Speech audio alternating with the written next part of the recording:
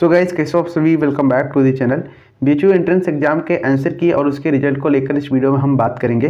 जैसा कि आप सभी को पता है कि नेशनल टेस्टिंग एजेंसी यानी कि एनटीए ने आप सभी के एग्जाम को कंडक्ट करा रखा है, लेकिन अभी तक ये कोई अपडेट नहीं दे रहे हैं कि आप सभी का आंसर की कब आएगा, आप सभी का रिजल्ट कब तक आएगा। ठीक है, वहीं अगर मैं बात करूँ तो कुछ दूसरे यूनिवर्सिटीज़ की जैसे कि JNU, DU, इन सभी के जो फाइनल आंसर की है उनके वेबसाइट पर अपलोड कर दिए गए हैं और इनके भी एग्जाम को एनटीए ने ही कंडक्ट कराया था, लेकिन इनके जो आंसर की हैं वो आ चुके हैं। बीएचयू को लेकर अभी तक एनटीए ने कोई ऑफिशियल अपडेट नहीं दिया है और ना ही बीएचयू की तरफ से कोई अपडेट आया है। ठीक है, लेकिन वही मैं बात करूँ तो कुछ सोर्सेज के हिसाब से ये पता चल रहा है कि आप सभी का जो आंसर की है वो दिवाली के पहले तक अनाउंस कर दिया जाएगा, क्योंकि जो आंसर की आएगा वो प्रोविजनल होगा। ठीक है, उसमें आप सभी अपने ऑब्जेक्शन को रेज करेंगे, जो भी चीज़ें होंगी उसमें रेज की जाएंगी।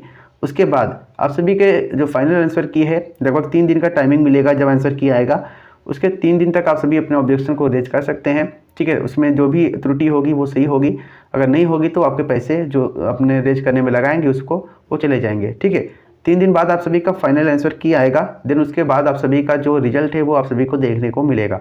तो आंसर की पहले आ जाएगा, उसके बाद आप सभी का रिजल्ट आएगा, तो आप सभी को पता चलेगा कि आपके एडमिशन के चांसेस बन रहे हैं कि नहीं बन रहे। ठीक है, वही मैं बात करूँ तो आप सभी को जो वेबसाइट है इसी पर विजिट करना है। ठीक है, इसी पर आप सभी का आंसर की भी आएगा और इसी पे आप सभी का रिजल्ट भी आएगा। ठीक है, अब यहाँ पर जिनको ये लग रहा है कि मेरा एडमिशन होने के चांसेस पूरे के पूरे बन रहे हैं, मतलब ये तो पता चल ही जाता है कि आपके पेपर कैसे हुए हैं, तो जिनको लग रहा है वो पूरी तरीके से अपने काउंसलिंग के प्रोसेस को लेकर तैयार हैं। ठीक है, कौन कौन से डॉक्यूमेंट लगेंगे वो सभी चीज़ें वेबसाइट पर रखी हुई हैं, आप लोग डायरेक्टली डाउनलोड करके देख सकते हैं। ठीक है, डाउनलोड करने के लिए सिंपली आपको इस वाले वेबसाइट पर चले आना है, BHU ऑनलाइन वाले वेबसाइट पर।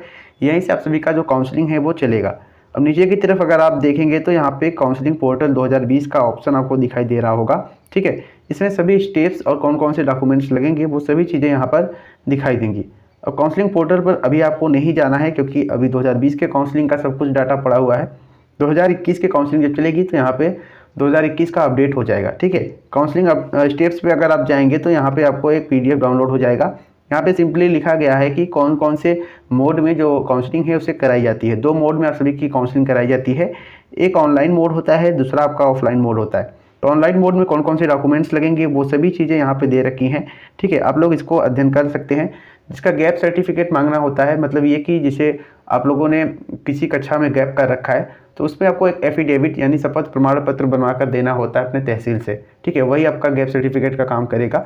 बाकी की सभी चीज़ें यहाँ पे लिखी गई हैं, जिसका जो भी रिजर्वेशन है वो इसी के आधार पर अपना डॉक्यूमेंट तैयार करके रखे। ठीक है, ऑफलाइन काउंसलिंग वालों के लिए भी यहाँ पे इंस्ट्रक्शन दे रखा है, आप लोग इसको पढ़ सकते हैं।